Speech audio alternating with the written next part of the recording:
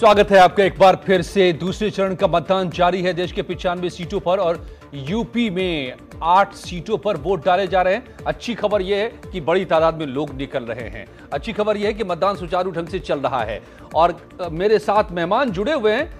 मैं उनके पास आपको ले चलूंगा। शबनम पांडे जी बीजेपी के प्रवक्ता हैं, सचिन रावत साहब जुड़ गए हैं, कांग्रेस से हमारे साथ ओपी यादव साहब चुनाव विश्लेषक मेरे साथ जुड़े हुए हैं। लेकिन इससे पहले मतदान कैसा चल रहा है ये कंट्रोल रूम में, इलेक्शन कमीशन के कंट्रोल रूम से उस पर नजर रखी जा रही है।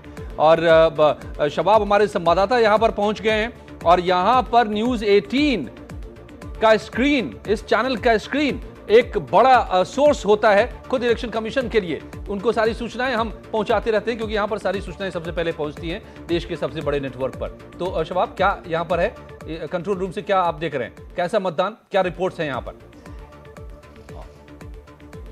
बिल्कुल, देखिए बिल्कुल अजय, और भारत निर्वाचन आयोग लोकसभा की इन 8 सीटों पर बहुत गंभीरता के साथ नजर रखे हुए, और जैसा कि आपने बताया शुरुआत में कि सारी अभी अच्छी खबरें हैं। हालांकि छुटपुट जगहों पर ईवीएम खराब होने की सूचना जरूर आ रही हैं।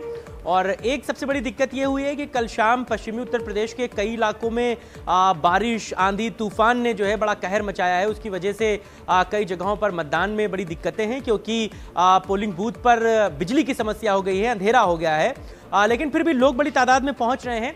हमारे साथ इस वक्त अपर मुख्य निर्वाचन अधिकारी BDR तिवारी जी हैं, उनसे ही जान लेते हैं। सर, अभी तक क्या हाल है, किस तरीके से मतदान चल रहा है पश्चिमी यूपी की 8 सीटों पर? सभी जगहों पर बेहतर मतदान की खबरें हैं। मतदान 2 घंटे बीत चुके हैं, 2.5 घंटे करीब बीत चुके हैं। तो बाई आवरली मतदान का जो परसेंटेज है कंपाइल हो रहा है। 2-4 मिनटों में कंप्लीट फिगर्स आ जाएंगी। और जैसा आपने कहा, तूफान के नाते कुछ जगहों पर मतदान या बिजली व्यवस्था थोड़ी प्रभावित हुई थी, मतदान तो नहीं, और उनको समय रहते युद्ध स्तर पर लग करके सभी जगहों पर लगभग दूर कर लिया गया है। 1-2 कुछ छुटपुट जगहों पर बिजली को थोड़ा अभी सुचारू करने में थोड़ी सी समस्याएं हैं, लेकिन आधे घंटे में वो सब जगह सामान्य हो जाएगा। और जो ईवीएम की खराबी रही है या वीवीपैट इत्यादि से संबंधित, उनका समय रहते निराकरण किया गया है। कुछ जगहों पर जैसे आप समझते हैं मशीन में कुछ तकनीकी समस्याएं आ जाती हैं, तो थोड़ी बहुत समस्याएं आई हैं। लेकिन पहले जैसे आप जानते हो शुरुआत के घंटे बड़े महत्वपूर्ण होते हैं, तो अब इन सारी समस्याओं पे हमने समय रहते कार्यवाही कर ली है और हमें पूरी उम्मीद है पूरे दिन मतदान सुचारू रूप से होगा, बेहतर मतदान होगा। आज हमें उम्मीद है। शबाब, एक पूछिएगा कि बुलंदशहर में एक साथ 25 ईवीएम की मशीनें खराब होने की खबर आप उन्होंने देखी होगी न्यूज 18 पर। ऐसा क्यों हुआ और क्या वो ठीक हो गई मशीनें?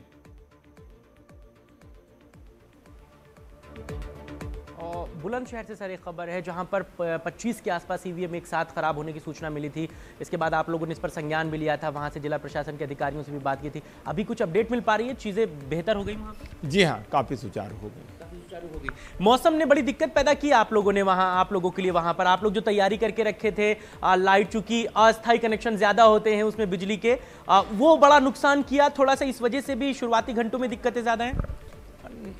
इसके नाते बहुत सीमित मात्रा में कुछ है क्योंकि रात को तूफान आया था और रात को ही पूरे युद्ध स्तर पर लग करके सब जगह लगभग इन समस्याओं पर काबू पा लिया गया है। उनको बिजली व्यवस्था और सब चीज़ें सुचारू कर दी गई हैं। जैसा आप देख रहे हैं गर्मी का मौसम है, हर जगह बेहतर लाइट, नेचुरल लाइट रहती है, तो इसके नाते मतदान ज़्यादा प्रभावित नहीं हुआ है। आगरा के एक पोलिंग बूथ से खबर थी जहां पर लोगों ने मतदान का बहिष्कार किया था। मात्र अब तक 25-30 वोट ही पड़ पाए थे, उस पर भी आप लोगों ने संज्ञान लिया था। क्या है अभी वहां से? जी हाँ, ये फतेहपुर सीकरी विधानसभा संसदीय क्षेत्र का मामला था और वहाँ पर जो ACM को जिला निर्वाचन अधिकारी द्वारा भेज दिया गया था, लोगों से बात करके समझा रहे हैं और हमें पूरी उम्मीद है कि वहाँ भी मतदान समय रहते चालू हो जाएगा और बेहतर मतदान होगा। लोगों से क्या अपील करना चाहेंगे जो मतदान कर रहे हैं अभी या जो अपने घरों से निकलने वाले हैं? जी हाँ, आप सभी से विनम्र अपील है कि आप विशालतम लोकतंत्र की तकदीर गढ़ने जा रहे हैं, तो आज के दिन छुट्टी ना मनाएं, मतदान अवश्य करें, घरों से बाहर जाएं, अपने घर के बड़े बुजुर्गों को भी लेकर जाएं, पड़ोसियों को सबको प्रेरित करें, मतदान खुद करें, मतदान कराने के लिए माहौल बनाएं, सबसे मतदान कराएं। आइए हम सब मिलकर ठान लें कि उत्तर प्रदेश मतदान करेगा, बहुत 100% बहुत खूब उन्होंने कहा है। बहुत शुक्रिया। कि तो विशालतम अजय, साफ लोकतंत्र तौर से की देखिए तस्वीर सारे करने जा अधिकारी रहे भी हैं। इस बात की अपील शबाब, करते मुझे हैं। तुरंत आपको इसलिए जी, रोकना जी। पड़ रहा है क्योंकि राज बब्बर साहब कुछ बोल रहे हैं। नहीं, हमने तो कभी चोरी नहीं किया, मतलब इतने ऐसे ख़ानदान से हमने कभी चोरी का नाम नहीं लिया, आज तक छुआ तक नहीं।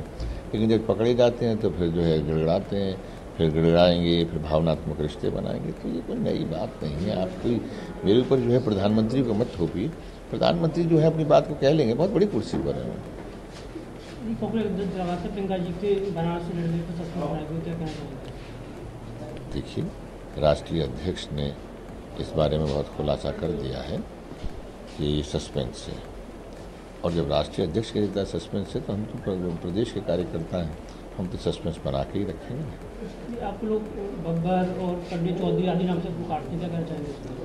देखिए, प्यार से यहाँ पर मुझे बहुत नामों से पुकारा जाता है। कोई मुझे बब्बर कहता है, कोई मुझे गब्बर कहता है, कोई मुझे छोरा कहता है, कोई मुझे हमारो है कहता है, कोई मुझे भैया कहता है, कोई मुझे बिल्लू कहता है।